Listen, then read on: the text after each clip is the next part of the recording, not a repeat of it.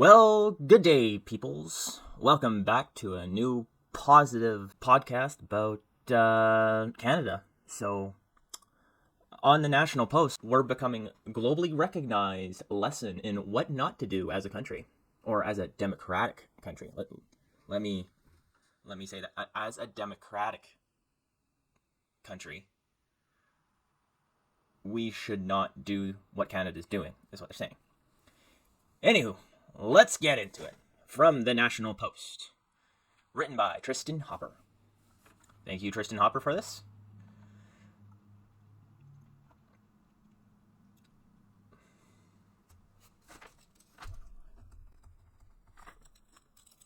In just last week, there had been two separate columns in the British newspapers framing Canada as a model of what not to do. That there in itself is interesting. When has Canada ever been in British tabloids? And apparently, through the tabling of Bill C-63, the online harms bill, bringing along the thought police, is evidence of Canada's descent into tyranny. It was almost complete. And they even state down here, a part of where the British, media said that usually, they never really heard of anything about, Canada's news. Nobody really cared too much. It was just Canada. We were the happy-go-lucky maple syrup drinkers in the north. But now, in topics ranging from assisted suicide to housing affordability to the internet regulation, is not infrequent that Canada will be cited in foreign parliaments and in foreign media as the very model of a worst-case scenario. Now, I didn't know that. We're actually cited in foreign parliaments. I know in the European Union, when they get together, a lot of times Germany cites us. I don't think Germany's prime minister likes Trudeau too much, but where is that? Italy. It's either Germany or Italy. Continuing, under Justin Trudeau, Canada has sought to position itself as a global bastion of progressive policies, making Canada a woke nightmare. I'd say that's pretty accurate. Woke nightmare, Canada. Yep. And a warning to the West. I think he's spot on. Canada now has the world's most liberalized assisted suicide regimen and the world's highest rate of deaths attributed by euthanasia.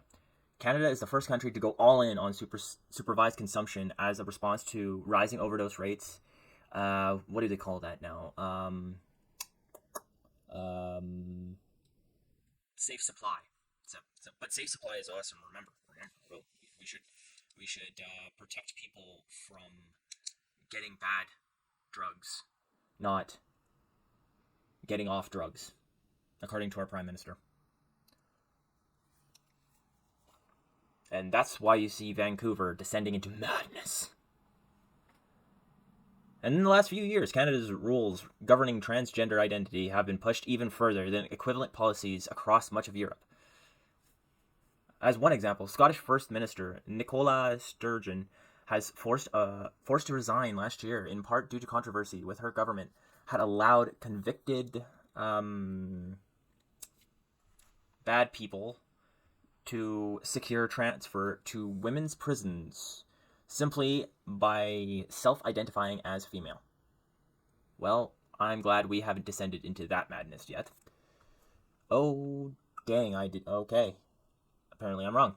Trudeau enacted the exact same policy in 2018.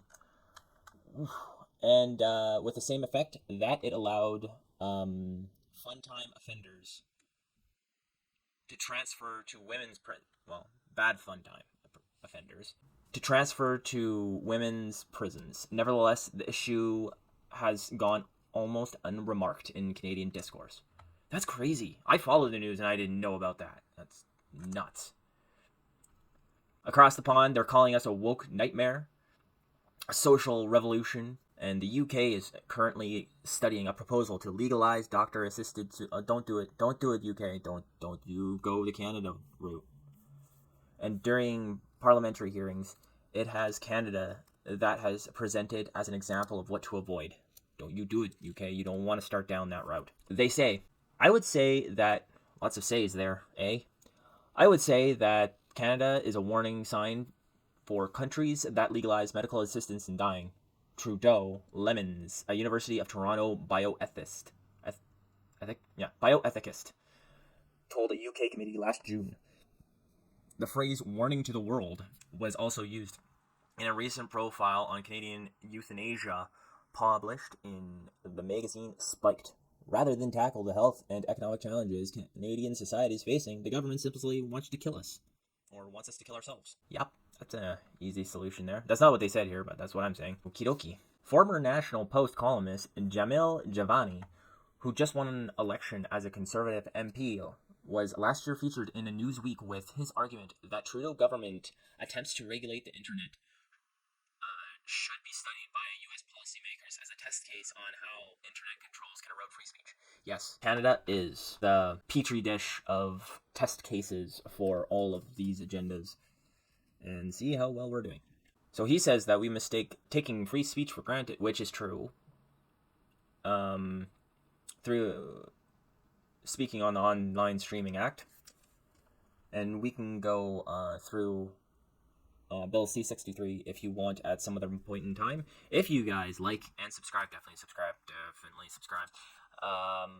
And comment below, because, I mean, I'm just shilling for myself here. Continuing on. Even beyond the political realm, aspects of the Canadian economy have gone to beyond the pale that they are now the international benchmark on what can go wrong. So they're talking about our real estate market, sheltering, food, how much that's going up, our climate change tax, green, as I usually call it, our green tax, but the Conservatives like to call it the carbon tax.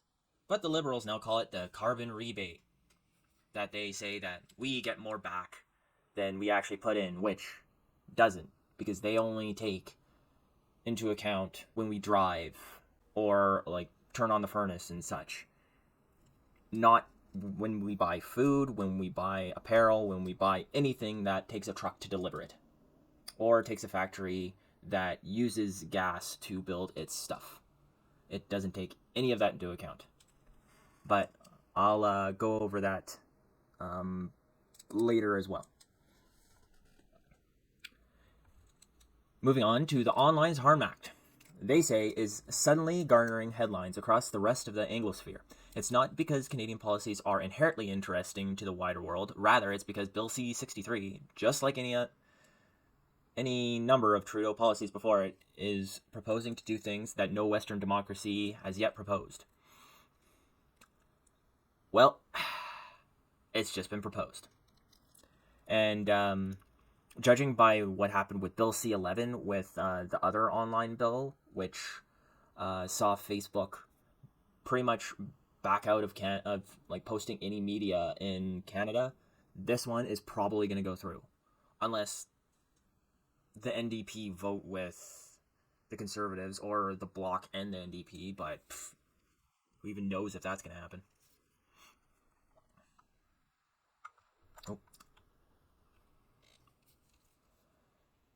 So the Wall Street Journal, for one, profiled the bill as a real-life example of the 2012 film Minority Report. Really good movie, definitely should watch that. Which depicts a dystopian future in which citizens are jailed for pre-crime. Or another one would be the 1984 book and movie, where they had the thought police there. So, where if you just said the wrong thing, you were arrested. I assume it's going to go more the China way, where you're going to be put on a list of undesirables, and you're going to have things be harder to get for you. Like, it's going to take longer to get anything from the government, or like, oh, you can't get these, I don't know, you can't get these sort of loans very easily. So usually it would take like a month, then it takes like 3 months or something like that. And then the Prime Minister can just say, oh yeah, you still got your free speech. Oh, nothing's wrong. Like he loves to do. Continuing, in critical words, the legislation authorizes house arrest and electronic tagging for a person considered likely to commit a future crime. If that's not established, a thought police, I don't know what is. And this is the guy who's writing it. That's what he said, which is exactly true. They're going to track what you say online, and then you're going to be tagged like the dogs. And if you're somebody like me, you're going to be tagged as a bad dog. And that's it for this lovely article. Hopefully you guys enjoyed how terribly Canada looks across the global community. And if you guys want to see more of this stuff, hit that notification bell and like and subscribe. And I'll see you next time.